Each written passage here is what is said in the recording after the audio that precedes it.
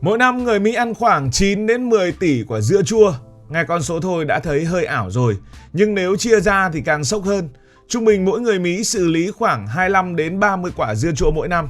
Tức là cứ vài tuần lại có một lần dưa chua đi ngang qua dạ dày của họ, đều đặn như là lịch ăn cơm. Chưa hết, ngành công nghiệp dưa chua của Mỹ có quy mô khoảng 3 đến 4 tỷ đô la Mỹ mỗi năm. Một món tưởng là ăn kèm cho vui mà lại tạo ra dòng tiền ngang ngửa nhiều ngành thực phẩm lớn. Và nếu bước vào bất kỳ cửa hàng đồ ăn nhanh nào, chúng ta cũng sẽ thấy một sự thật rất rõ. Khoảng 70% burger có dưa chua. Không cần quảng cáo rầm rộ làm gì, không cần đứng ở trung tâm, nhưng mà nó có mặt ở khắp nơi. Điều thú vị là có khoảng 1/4 người Mỹ thừa nhận rằng họ rất mê dưa chua, kiểu như có thể mở lọ ra ăn riêng mà không cần ăn gì kèm theo. Và từ đó, hàng loạt sản phẩm rất dị đã ra đời, nào là kẹo vị dưa chua, kem vị dưa chua, bim bim vị dưa chua, thậm chí có cả nước dưa chua đóng chai để mà uống.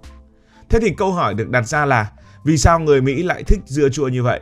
Vì sao một món đơn giản như vậy lại có thể bám rễ sâu đến mức trở thành một phần văn hóa của cả nước Mỹ? Nếu quay về vài trăm năm trước, dưa chua chưa hề có vị thế như bây giờ. Nó đơn giản là một giải pháp sống còn. Thời chưa có tủ lạnh, bảo quản thực phẩm là một bài toán rất khó. Rau củ chỉ cần vài ngày là hỏng, thịt thì càng nhanh. Và trong bối cảnh đó, con người buộc phải sáng tạo. Và ngâm muối chính là một trong những cách hiệu quả nhất. Dưa chuột, loại dễ trồng, rẻ tiền được ngâm vào nước muối. Sau một thời gian, vi khuẩn tự nhiên bắt đầu hoạt động tạo ra axit lactic. Chính axit này vừa giúp bảo quản vừa tạo ra vị chua đặc trưng. Kết quả là một món ăn có thể để lâu mà không hỏng đã ra đời. Điều quan trọng là dưa chua không chỉ không hỏng mà còn giữ lại được phần dinh dưỡng.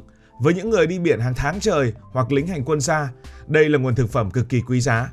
Nó giúp họ tránh được bệnh thiếu vitamin C, thứ từng khiến rất nhiều thủy thủ tử vong.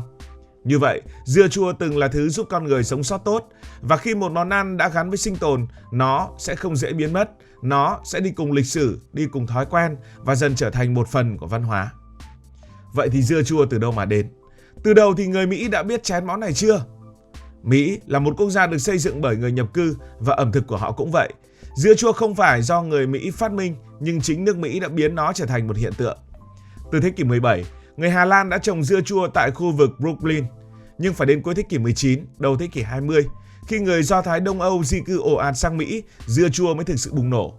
Họ mang theo công thức làm dưa chua kiểu truyền thống, một loại lên men tự nhiên, vị đậm, mặn và chua rõ rệt.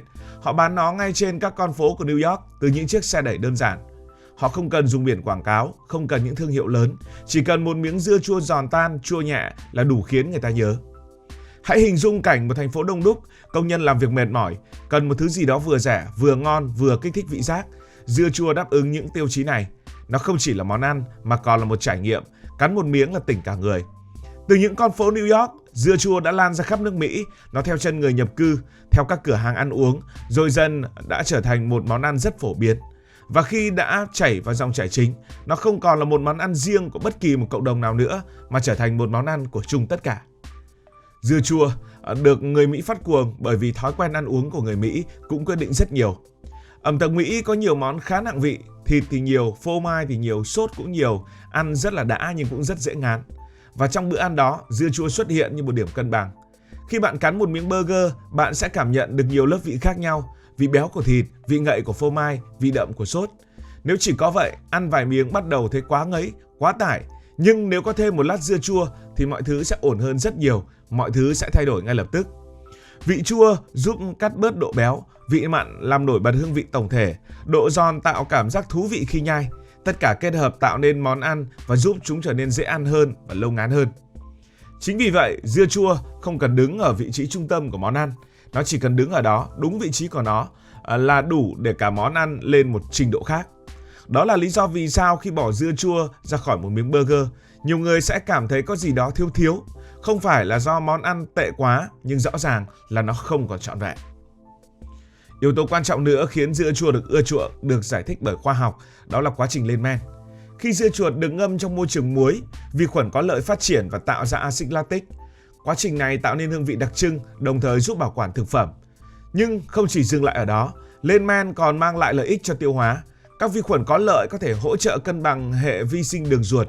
Vì vậy trong bối cảnh càng có nhiều người quan tâm đến sức khỏe, dưa chua lại càng được đánh giá cao. Tất nhiên, không phải loại dưa chua nào cũng giống nhau. Có loại được lên men tự nhiên, có loại chỉ ngâm giấm để tạo vị chua thanh. Nhưng với những người hiểu về ẩm thực, dưa chua chuẩn luôn có một sức hấp dẫn riêng. Nó không chỉ là vị chua mà là một quá trình, một kỹ thuật và một câu chuyện ở phía sau. Khi một món ăn đã xuất hiện ở khắp nơi trong nhiều hình thức khác nhau và gắn với đời sống hàng ngày, nó không chỉ là thực phẩm nữa, nó trở thành văn hóa. Ở Mỹ, dưa chua đã đi được hành trình như vậy. Khi dưa chua đã vượt khỏi vai trò của món ăn kèm, nó bắt đầu bước vào một giai đoạn rất thú vị, trở thành trung tâm của những sự kiện riêng. Người ta không chỉ ăn dưa chua mà còn tụ tập để ăn dưa chua cùng nhau. Nhiều thành phố tổ chức hẳn lễ hội riêng cho món này, nơi mọi thứ xoay quanh một quả dưa nhỏ bé.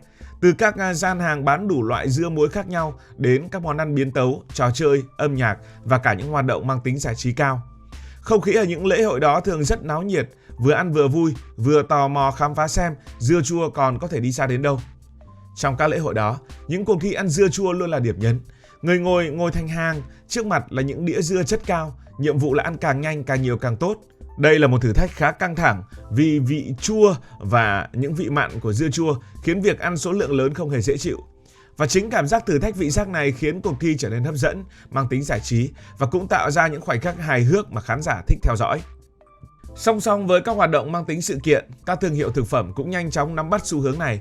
Họ không chỉ dừng lại ở việc bán dưa chua truyền thống mà liên tục sáng tạo ra những sản phẩm mới quanh hương vị này. Bạn có thể thấy bim bim vị dưa chua, hạt rang vị dưa chua, bỏng ngô vị dưa chua, thậm chí cả kẹo và kem cũng mang vị dưa chua.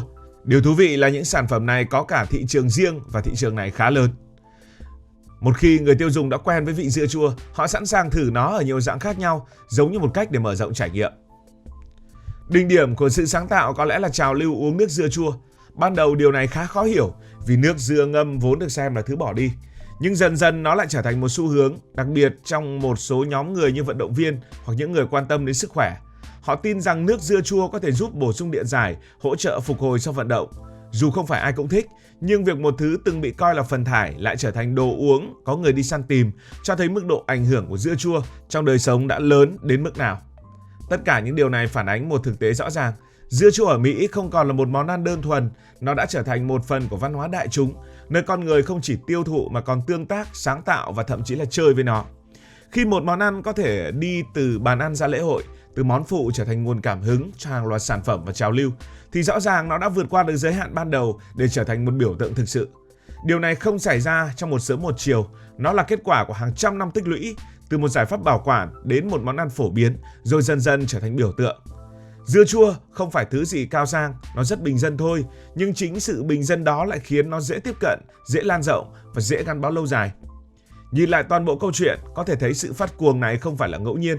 Dưa chua tồn tại vì nó từng giúp con người sống sót, nó lan rộng nhờ những cộng đồng nhập cư, nó được giữ lại vì nó làm cho món ăn ngon hơn và nó được yêu thích vì nó kích thích vị giác theo một cách rất riêng. Quan trọng hơn, nó đủ linh hoạt để xuất hiện ở khắp nơi, từ bữa ăn chính đến đồ ăn vặt, từ truyền thống đến hiện đại. Và cuối cùng, có lẽ lý do đơn giản nhất lại là lý do đúng nhất. Khi bạn đã ăn quen rồi, bạn thấy thiếu nó là không ổn. Cảm ơn vì đã quan tâm theo dõi câu chuyện này. Nếu thấy thú vị, hãy nhấn nút đăng ký kênh, bật chuông thông báo và chia sẻ. Còn bây giờ, xin được nói lời chào tạm biệt.